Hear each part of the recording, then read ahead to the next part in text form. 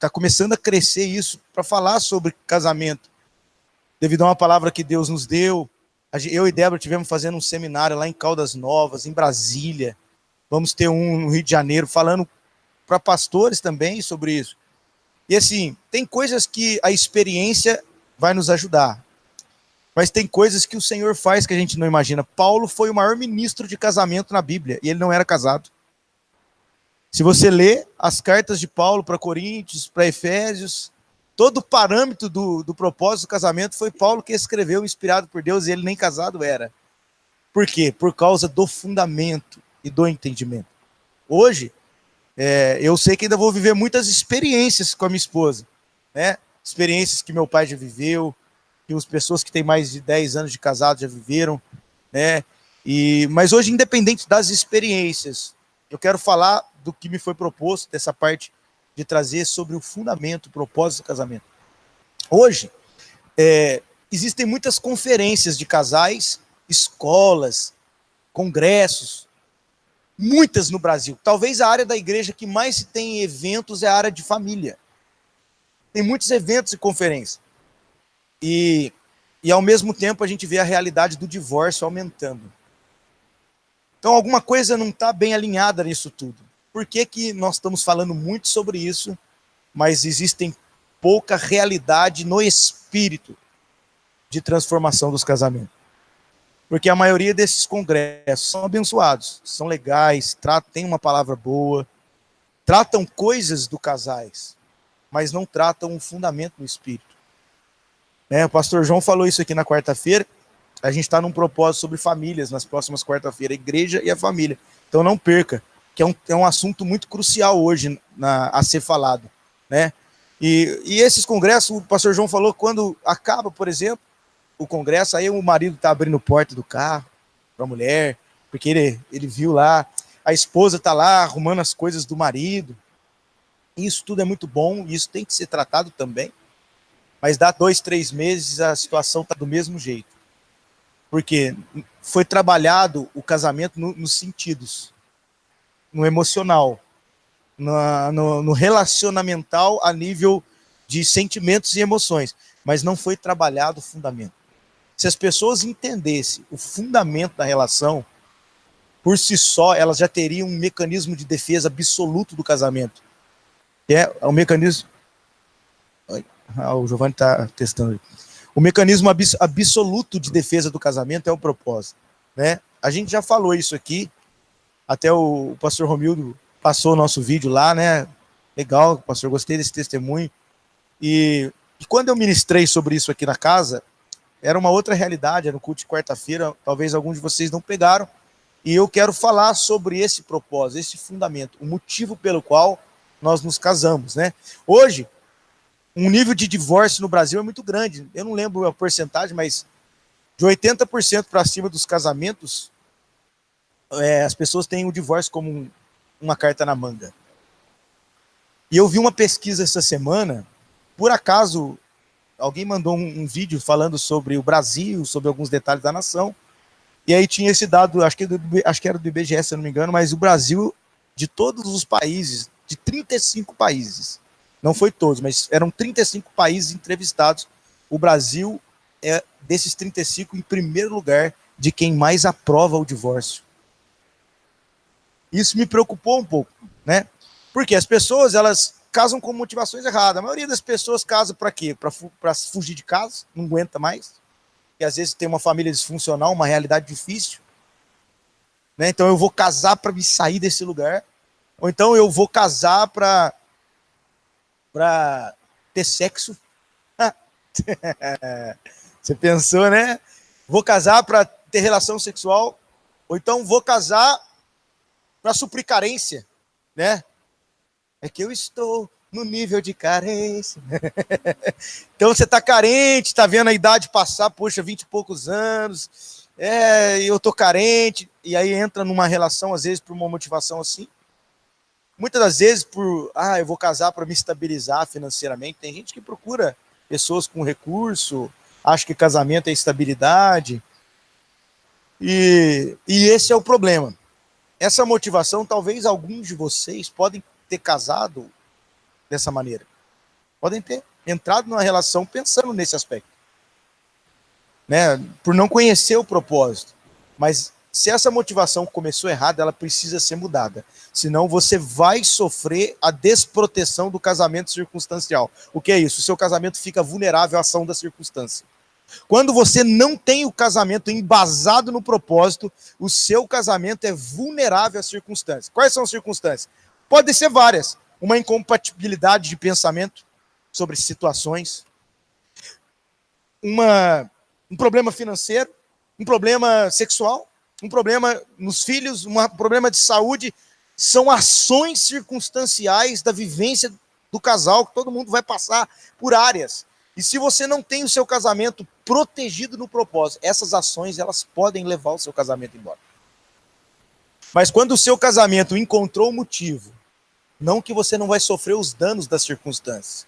Seria hipócrita da minha parte dizer que vai ser perfeito, vai ser legal, que você tem Deus e seu casamento. Não, você vai sofrer o dano. Vai sofrer o dano do problema financeiro, quando vier, se vier. Vai sofrer o dano do problema de pensamentos diferentes, de circunstâncias, perseguições, às vezes na igreja. Sua relação está sujeita a essas coisas. Mas se você tem o propósito definido, guarda isso, quem tem o propósito bem definido não sofre quedas com ações secundárias, ok? Sofre danos, mas não quedas. Eu vou repetir isso. Quem tem o propósito bem definido não cai com situações secundárias. Pode sofrer um dano da circunstância, mas não uma queda. Porque você está protegido dentro do propósito. Vamos ler o motivo lá do casamento? Efésios 5:31. É até a mensagem que eles colocaram um vídeo lá, né, o pastor Romildo? Eu quero voltar essa palavra hoje aqui para casa. Porque foi a proposta que a gente está falando.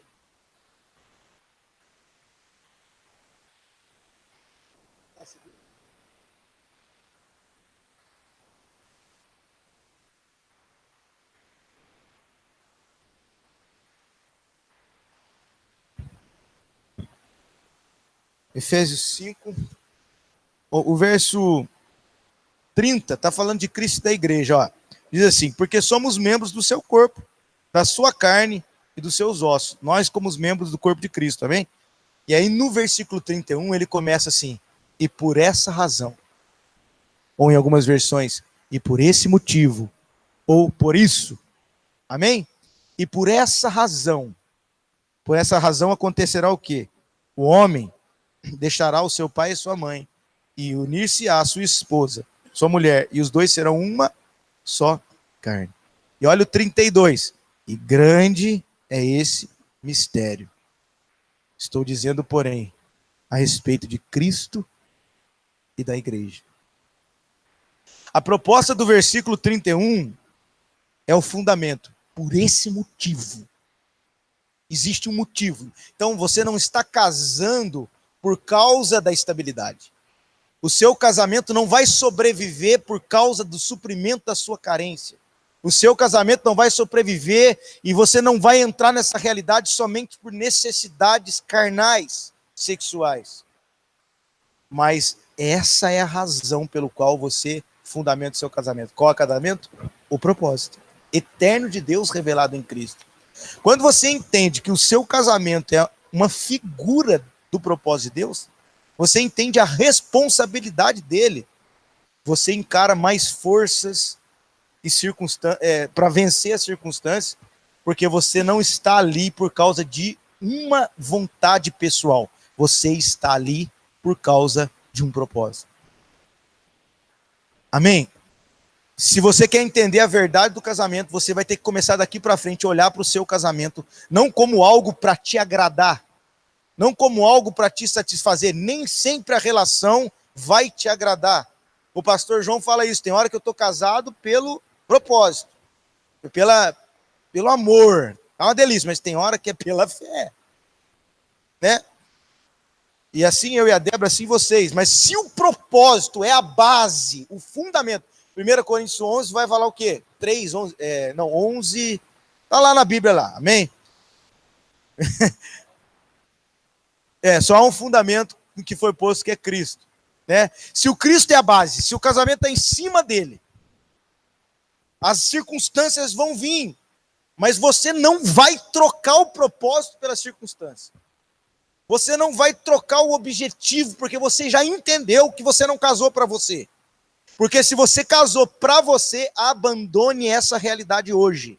Porque se você não abandonar essa realidade, você ainda está vulnerável à circunstância. Você não casa com a sua esposa para você, você casou para Deus.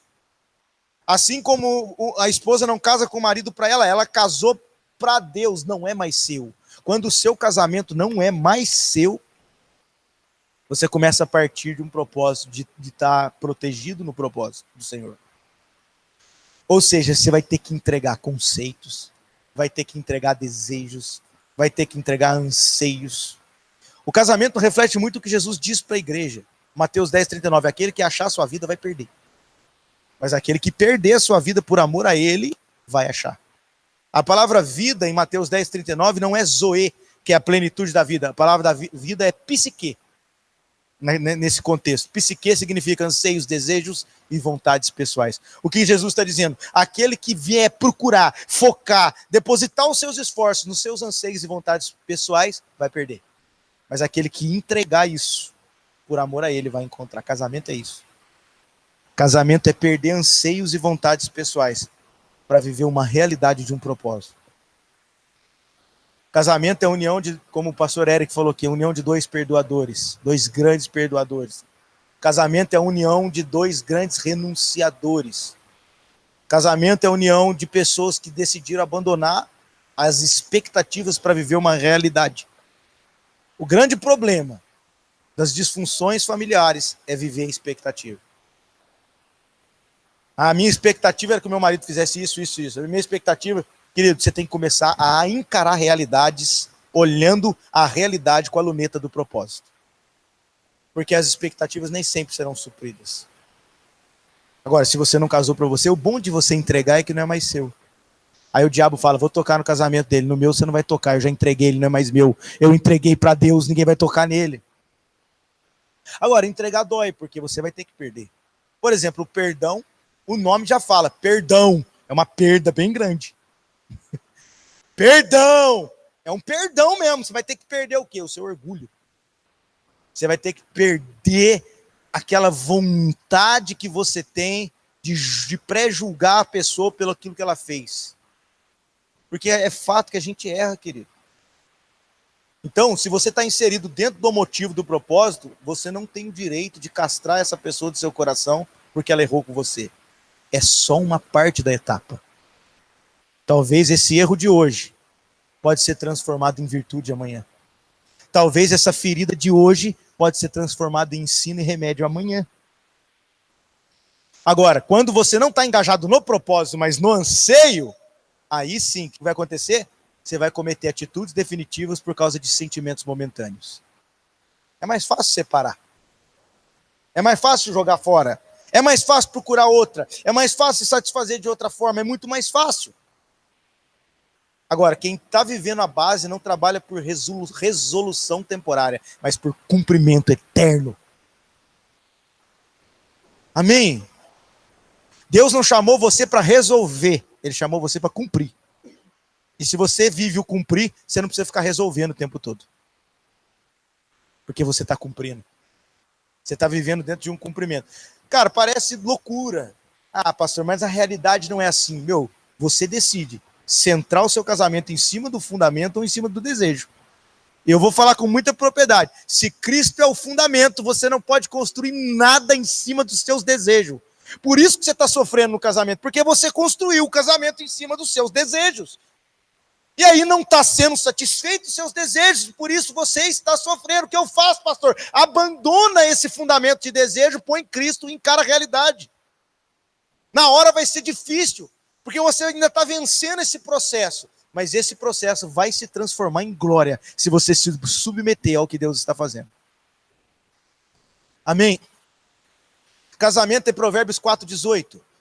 Porque o resplandecer do justo é como a luz da aurora, que vai brilhando mais e mais, até se tornar um dia perfeito.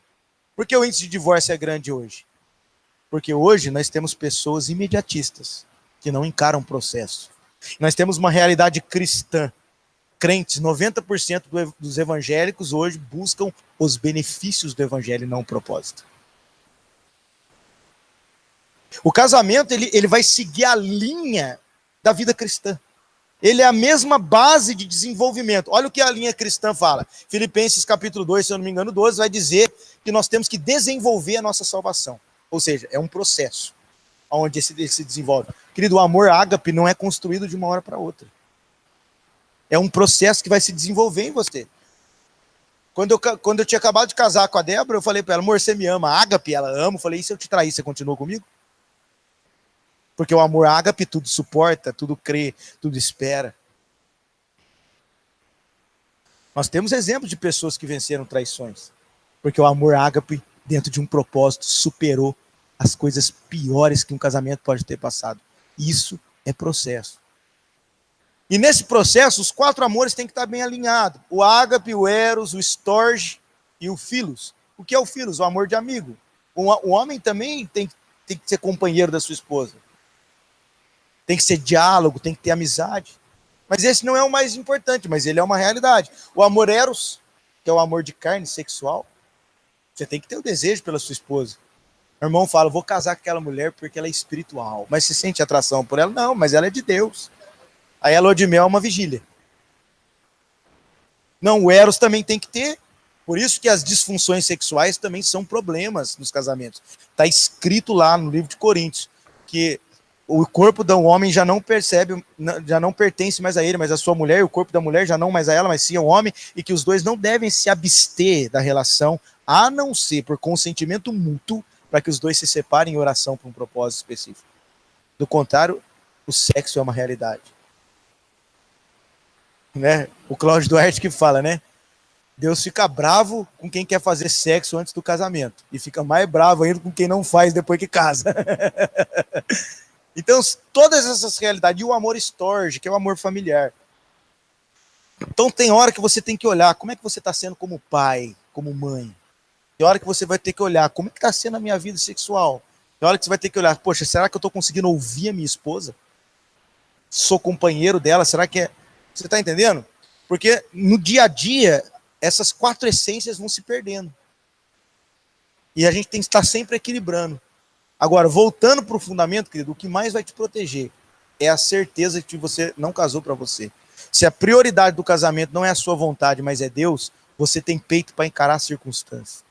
E você vai ter que encarar, porque todo casamento vai sofrer as intempéries do processo. Deus não promete uma relação tranquila, mas prometeu uma chegada segura. Nós vamos ter que viver. Então, beleza, peguei a minha mente, tirei a minha mente dos meus desejos, consegui vencer, em primeiro lugar, os meus anseios pessoais, cravei essa realidade na cruz, e eu coloquei agora a minha mentalidade como Cristo, como a prioridade do meu casamento, aí beleza, veio a tribulação. Peraí, aonde está meu casamento? Meu casamento está dentro do propósito. E o que está escrito dentro do propósito? Romanos 5, 3 e 4. Que nós temos que nos alegrar na tribulação, porque a tribulação vai produzir paciência, a paciência experiência, e a experiência esperança. O que não deixou a sua tribulação ir embora no casamento? Você ciente que você está vivendo o propósito. A tribulação bateu e não levou a sua relação, porque o fundamento ainda te sustentou. Cara, você não é capaz de sustentar a sua relação por a sua vontade pessoal. Ninguém consegue. Porque relação é difícil, é dia a dia, é se amoldar, é se desconstruir, é juntar, não tem mais nada meu, agora é tudo nosso. Agora, às vezes, muitas realidades vivem pessoas, são 2 solteiros vivendo dentro da mesma casa. Cada um com as suas vontades, cada um com seus desejos, ninguém quer ceder para ninguém. Quer viver um relacionamento estável? Os 2 têm que ceder. Uma hora cede um, outra hora cede o outro. Então, se você botar na sua cabeça aí, se as últimas 5 vezes a sua mulher cedeu para você, por favor, das próximas, ceda você alguma coisa que ela queira fazer. E vice-versa. Amém? Nós vamos precisar. Então, o propósito protegeu o meu casamento da tribulação. Aí não veio a tribulação agora. Agora veio a crise financeira. Mas espera aí, meu casamento está fundamentado no propósito. E no propósito, querido, o dono do propósito é dono da ouro e prata. Então a crise financeira não arrasta o seu casamento, porque você tem uma garantia, o propósito. Na hora que Deus quiser, essas coisas vão transformar e eu vou me manter posicionado para que isso aconteça. Aí vem uma aprovação, essa aprovação agora vai levar meu casamento. Não, Tiago 1,12, dentro do propósito, feliz é o homem que suporta a aprovação, porque depois de aprovado, receberá a coroa da vida. Eu vou usar a palavra do pastor João. Quando você põe o fundamento como prioridade no seu casamento, você não tem Jesus do seu lado, você tem Jesus na sua frente. Jesus do lado é bom, mas Jesus na frente, sabe o que acontece? Quando Jesus está na frente, aquela canção assim, ó, Deus vai na frente, abrindo o caminho, quebrando as correntes, tirando os espinhos, ordena os anjos para contigo lutar, ele abre as portas para ninguém mais fechar. Quando você vive a sua vontade e a expectativa, Jesus pode até estar do lado, na biblinha aberta na cama, no culto que você frequenta domingo, mas ele não tomou a frente. Agora, quando você abandonou essa realidade e ele se tornou à frente, vai passar aprovação? Vai. Mas lá no final, volta-se de novo. Fica igual aquele João Bobo, você bate nele, ele... bambu, enverga, mas não quebra. Cristo é fundamento sólido. O bambu enverga, mas não quebra porque tem raiz profunda. As nossas vontades pessoais, os nossos anseios de realização são fundamentos de areia, cara. Sabe o que a palavra construir na areia também tem o sentido? De fundamento, o prudente e o insensato, né? O insensato fala de louco. Cara, é tão drástico e forte que eu vou falar para você. Mas se você quer viver as suas vontades no casamento, você está colocando a sua relação na base de loucura. Você é mais direto com você. Deus está falando, você é louco. Você é louca de pensar que essa realidade vai sustentar a sua relação. Agora, quando você põe o fundamento, a rocha, aí está chamando de prudente. O que é prudente? Aquele que pelo propósito aprendeu a evitar danos desnecessários. E aí, o fundamento te deixa sólido para não trabalhar somente em ter paciência, mas é aprender a ter sabedoria. Guarda o que eu vou falar para você. A paciência é a capacidade de suportar a irritação, mas a sabedoria é a habilidade de evitar a irritação. Só consegue ser sábio na relação quem se mantém no fundamento. Aí eu vejo que a experiência de anos, como eu citei pastor Fábio, meu pai, Maurício, a experiência de anos ajuda na sabedoria. A experiência não dá o critério para a verdade é que dá o critério para a experiência. Mas a experiência ajuda a consolidar o fundamento por causa de sabedoria, vivência. Amém? Então, qual é o motivo que você está casado? Agora eu não vou perguntar, para alguns é, que motivo você vai casar? Por que você vai casar? E para outros é, por que você casou? E para outros é, o que você vai fazer para manter essa relação? Amém? Por que o propósito é a maior fonte de proteção? Por causa de Cristo. Paulo, primeiro ele fala, eu oro para que Cristo seja formado dentro de vós. Gálatas 4,19. Mas depois ele fala, agora não sou mais eu que vivo, é Cristo que vive em mim. Opa, aí já não é mais ele em cena, mas é Cristo nele. Então por que muitos casamentos vão se sucumbindo? Porque além da motivação desalinhada, colocando as suas expectativas em primeiro lugar e não o fundamento, não há depois continuidade de construção no fundamento. Às vezes tem um fundamento como Cristo, mas não tem devoção diária. Não tem vida, não tem comprometimento. Cristo não é um fundamento por si só, ele é um fundamento para uma construção. A construção de uma casa. Deus está falando de casamento o tempo todo, querido. A Bíblia é família o tempo todo. A Bíblia é a história de um pai e um filho construindo juntos. E esse filho vai casar e eles estão preparando uma casa. Meu Deus! Essa é a realidade do casamento. Deus é pura e estritamente família. Então, se a gente não nos atentar para a continuidade da construção, também não adianta nada dizer que Cristo foi em primeiro lugar. Por exemplo, jugo desigual, 2 Coríntios 6,14, não andeis em jugo desigual. Essa palavra já calha no que? É um crente e o outro não. Quem disse? O jugo desigual fala da realidade quando eles puxavam uma carroça e colocavam um boi. Você lembra, Fábio? Um jumento? Um boi e um jumento? Era um boi e um jumento. Um boi e um cavalo, eu não lembro. Eram dois animais, duas espécies diferentes, puxando o mesmo aparelho. Isso dava um jugo desigual, porque um tinha uma intensidade de puxar e o outro tinha outra intensidade de puxar. Então o jugo desigual não é porque você é crente e a sua esposa não é. Jugo desigual é quando você tem uma mente espiritual e uma mente carnal dentro da mesma casa. Por isso que a oração não é só o marido que ora e nem é só a sua esposa que ora. Eu estou falando para crente hoje. Talvez para um marido que não é convertido, a gente entende que a realidade muda, porque aquela esposa está construindo um altar que vai restaurar o seu marido. Mas para nós que já estamos em casa, o papel de orar é dos dois. O papel de buscar a palavra de Deus é dos dois. Porque não se trata de você ser igual à sua esposa. Se trata se os dois estão construindo devoção para atingir a mentalidade de Cristo. Uau! 1 Coríntios 2,16. E vós, porém, tem a mente de Cristo. Então eu já não sou mais só um com a Débora. Nós dois somos um com Cristo. Aí é outra história. Aí você vai viver o que Eclesiastes fala. Não se pode arrebentar um cordão de 3 dobras.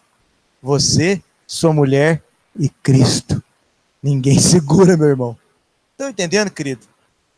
É o fundamento. Então vocês vão passar o que vocês vão ter que passar. Vocês vão encarar o que vocês vão ter que encarar. Mas se você tem a ciência de que você está vivendo um propósito, você vai respeitar o processo, vai vivenciar as adversidades, vai curar as realidades, para que a transformação contínua venha sobre a sua relação.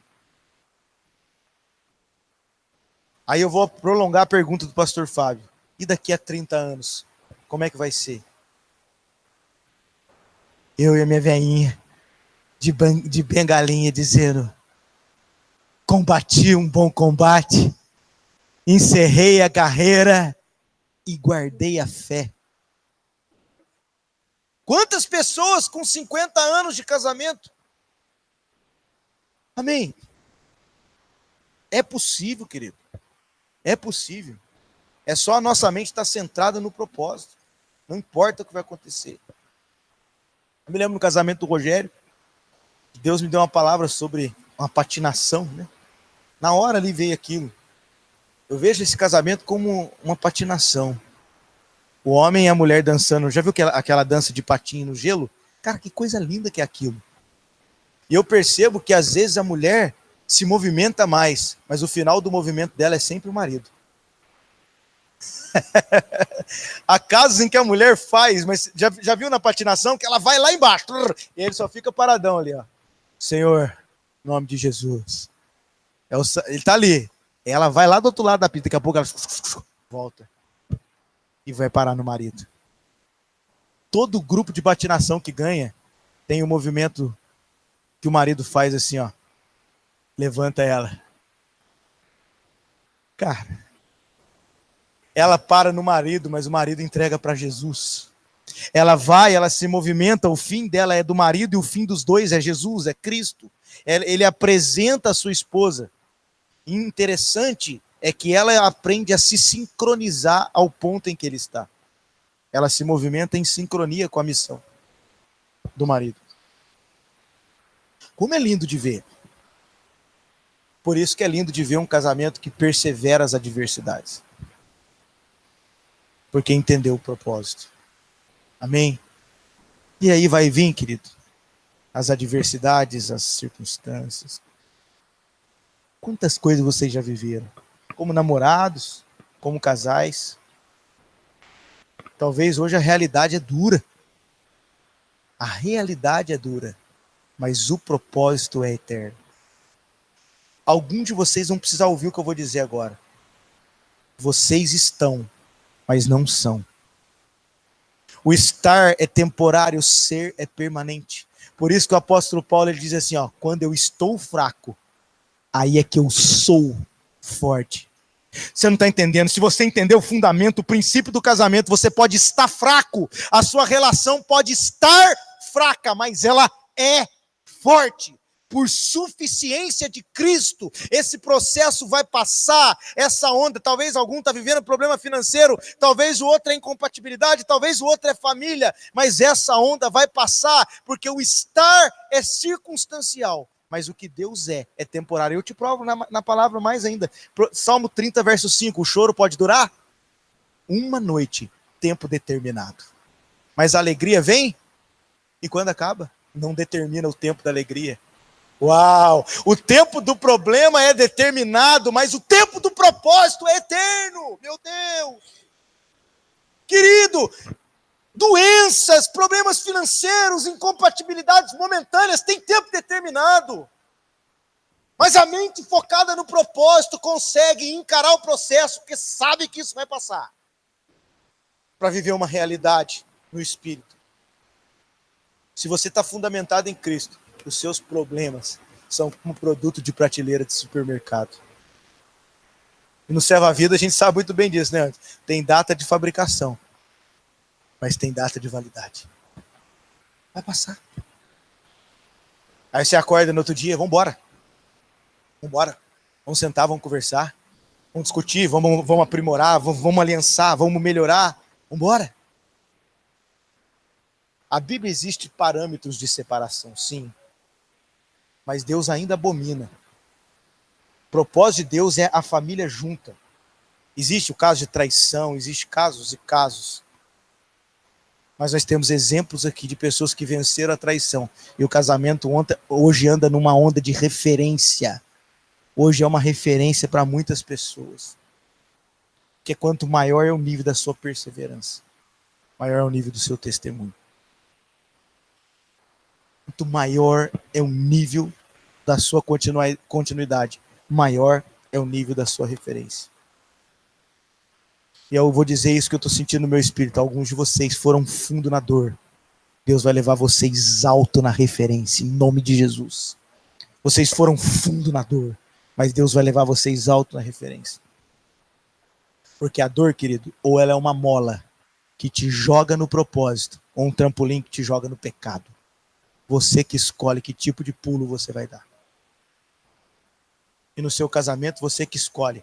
Se você ainda tem uma mentalidade egoísta, você vai usar a dor como trampolim para fazer o que a sua carne já queria fazer. Agora, se você tem a mente no propósito eterno, o momento que você está passando vai te impulsionar ainda mais para perto dele lá na frente. Quantas pessoas vivem de relações com cicatrizes, mas que hoje podem ser exemplo para os seus filhos, para outros parentes, outras pessoas, amigos? Cicatriz prega. Se Deus está fazendo cicatriz na sua relação, se permita ser marcado, deixa marcar. A música para você hoje não é deixa queimar, não é deixa marcar. Está marcando. É mais uma cicatriz. Amém? Quando você tem a mente no propósito, você vê decepções temporárias como cicatrizes que vão ser formadas para depois. E elas são melhores que os seus diplomas. Estudar sobre casamento pode te dar uma boa mensagem, mas viver a realidade vai te dar o parâmetro para vivenciá-lo. Por que eu posso falar sobre isso e essa palavra está produzindo coisas dentro de você? Eu estou vendo a carinha de vocês. Porque eu decidi dentro de mim, aqui, ó. Aqui dentro de mim eu estou voltado para o propósito. Eu tenho convicção disso. Por isso quando eu falo isso, queima em você. Porque eu vivo isso. Porque eu e minha esposa vivemos isso. Porque a Débora vive isso, cara. Eu sou difícil. Mas ela está cada vez mais. E a gente se ama mais depois de 7 anos. E diz que assina. Querido, no mundo, os casamentos até os primeiros 7 anos é os que mais separam. Por que eu não vivi isso com a Débora? Vivi momentos difíceis, vivi. Mas cadê essas crises de infernal? Eu não vivi, porque desde o princípio nós alinhamos o fundamento. Agora, vivemos as ações contrárias. Pensamentos, angústias, dias difíceis, problemas. Isso nós vivemos e vamos viver. Mas o casamento está protegido no propósito. Amém? por que você vai se casar? Ou por que você se casou? Amém? E volta o versículo 31 para encerrar. Por esse motivo, o homem deixará o seu pai e sua mãe e unir-se à sua mulher. E os dois se tornarão uma só carne. Estou me referindo a Cristo e à igreja, ao propósito de Deus. Amém? Vamos orar? Em nome de Jesus. Senhor, nós te agradecemos nessa noite. E nós sabemos que todos nós aqui como casais vivemos intempéries e circunstâncias na nossa relação. Vem cá, Débora. Mas nessa noite, nós queremos alinhar a nossa motivação e o nosso coração. Senhor, em nome de Jesus, nós queremos alinhar o nosso desejo de permanecer junto. Colocando tudo isso, Senhor, cravado na rocha que é o Senhor. Seja qual for a ação da intempérie momentânea que vivemos, nós agora tiramos a nossa mente da circunstância e colocamos a nossa mente no teu eterno propósito. Senhor, em nome de Jesus, que essa casa, essas casas aqui representadas, sejam incendiadas por um renovo no Espírito nessa noite. Assim como pudemos compartilhar histórias passadas, Senhor, que princípios simples, momentos de amor e coisas incomparáveis da vivência do dia a dia voltem para dentro dessas casas. Olho no olho, o sentar na mesa, o carinho, o abraço, o desejo, a convicção, Senhor. Em nome de Jesus, Pai. Tudo isso que compartilhamos, ações financeiras, problemas de saúde, problemas de filhos, sexuais, nós entregamos agora e cravamos no fundamento. Nós entregamos para o Senhor toda a circunstância, porque nessa noite nós decidimos abandonar a expectativa e encarar a realidade fundamentados no Senhor. Pai, em nome de Jesus, olha para esse homem, para essa mulher. Dê a sabedoria do alto. Aquela sabedoria que é tratável, quebranta o coração, Senhor, para que haja fonte de perdão diária dentro daquela casa. Em nome de Jesus, uma fonte de perdão diária. Senhor, em nome de Jesus, nós clamamos para que a igualdade do jugo comece a ser construída por esse tempo. Pai, que nesse processo o Senhor possa pegar as cicatrizes e transformar em remédios, em ensinos, em propósitos. Olha para essa mulher, Pai, ela tem cicatriz, mas está de pé. Usa ela, Senhor. Usa a cicatriz dela como construção para os filhos, como construção para as famílias. Senhor, usa a cicatriz desse homem. Esse homem que foi incompreendido dentro de sua casa e arrastou problemas do seu pai para o seu relacionamento e para o seu casamento. Esse homem, Pai, que não percebeu, mas que trouxe para dentro de casa os problemas antepassados. Nessa noite, nós erguemos uma voz intercessória e desligamos nas regiões celestiais ações que vieram de trás, de coisas que não fazem parte do fundamento, e que em nome do Senhor Jesus, essa ação não venha mais bater contra essa relação. Sim, Pai. Pensamentos de agressão, incompreensões. Senhor, em nome de Jesus, todo espírito que está confundindo a linguagem do casal. Um fala uma coisa e o outro entende outra. Em nome de Jesus, nós declaramos que essa voz está calada na sua casa, essa voz está calada nas nossas famílias, em nome de Jesus. Senhor, que haja compreensão no Espírito, que haja uma linguagem alinhada dentro dessas casas, Senhor. Inflama o leito de amor. Fortalece o eros aqui, Senhor. Fortalece o desejo, Senhor, de amor sexual de cada uma dessas vidas que já estão casadas, Pai. Eu te peço que a glória do Senhor, que a presença do Senhor possa ser percebida em meio a essas relações. Sim, Pai, em nome de Jesus. Pai, nós olhamos para o fundamento agora aqui nessa noite. Tu és o fundamento do nosso casamento, Senhor. E nós damos uma voz aqui juntos. Nós não vamos desistir, não vamos desanimar com as intempéries secundárias. Em nome de Jesus, Pai, nós agora dizemos aquilo que Josué se posicionou e disse: eu e minha casa serviremos ao Senhor. Eu e minha casa serviremos ao Senhor. Olha para os nossos corações, Pai. Assim como falamos aqui, alinha as nossas rotinas com a tua rotina. Senhor, aqueles movimentos que estão roubando a preciosidade da relação, tira de nós. Nos mostra. Eu sei que a renúncia é nossa, Deus, mas mostra claro nessa noite para esse homem e para essa mulher o que ela tem que deixar nesse momento para começar a viver uma realidade mais precisa dentro da sua casa. Mostra, Pai, eu te peço nessa oração, mostra para esses casais os pontos de distração que estão roubando essa relação. Em nome de Jesus, Pai, mostra para ele agora esse excesso que ele tem que tirar, para que ele possa proteger essa mulher. Pai, em nome de Jesus, nós desejamos, Pai, que o sacerdócio seja alinhado nas nossas casas. Nós não queremos só as mulheres ajudadoras, mas nós pedimos que toque nessas mulheres para serem idôneas. Em nome de Jesus, ajudadoras idôneas. Ah, Senhor. Alinha profeta com a esposa nessa noite, Pai. Alinha o profético com a mãe. Em nome de Jesus. Nós declaramos, Pai, que um vento místico, em nome de Jesus, que separou as profetas das mães, que separou os ministros dos pais, nós declaramos que essa ação não vai se manifestar sobre as nossas casas, Pai. Em nome de Jesus, Pai, nós declaramos que as mulheres proféticas que destruíram as suas relações pela nação do Brasil serão alinhadas novamente como esposas relacionamentais, esposas, mães. Senhor, em nome de Jesus, que não haja confusão e competição de dons dentro das casas.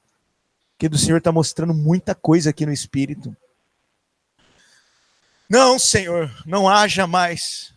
Assim, Pai, como a minha esposa aqui disse, eu não posso fazer o que o meu marido faz, e ele não pode fazer o que eu faço. Senhor, libera essa percepção dentro das famílias aqui nesse lugar.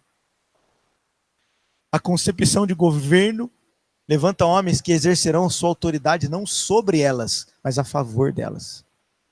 Deus está dizendo para você, homem, você vai erguer essa mulher. Ergue ela.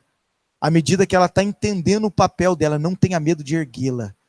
Porque tu és o sacerdote e ela é o auxílio, mas você não pode suprimir o que ela carrega.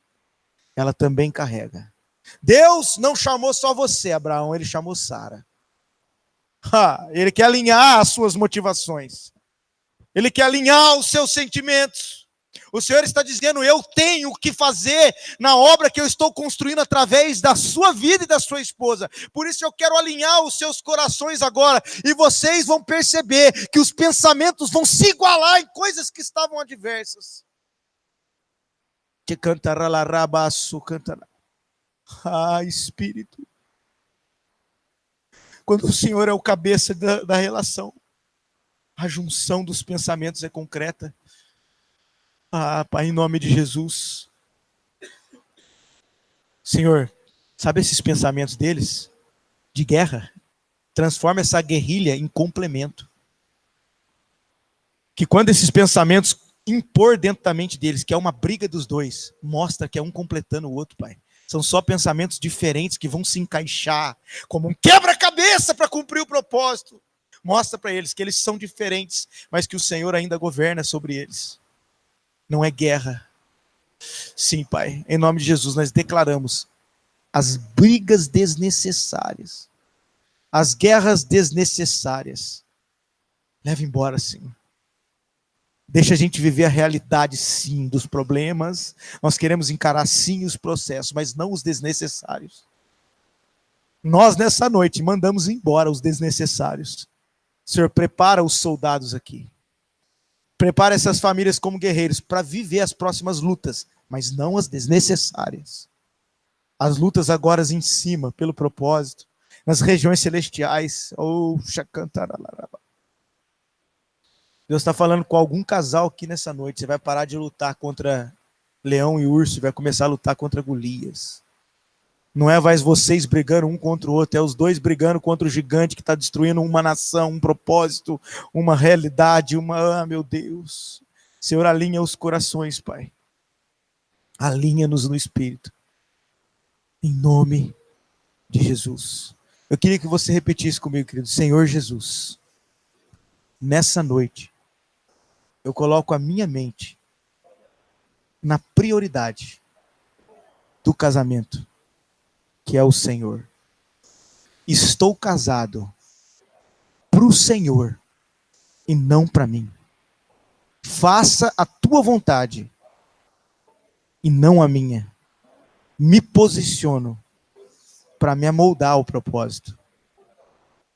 Eu quero entregar o desnecessário, a expectativa, o anseio pessoal. Me ensina pelo Espírito, Senhor, a encarar o propósito e a me submeter a ele. Eu declaro que ainda que vier as ondas, adversidades, provas, tribulações, angústias e qualquer circunstância, eu não vou desistir. Porque eu não estou nessa por mim. Eu estou nessa pelo Senhor. O meu casamento é teu, Jesus. Os meus filhos, teus. Eu e minha casa serviremos ao Senhor. Amém. Aleluia. Glória a Deus. Glória a Deus. Aplaude a Jesus aí, querido. Cris.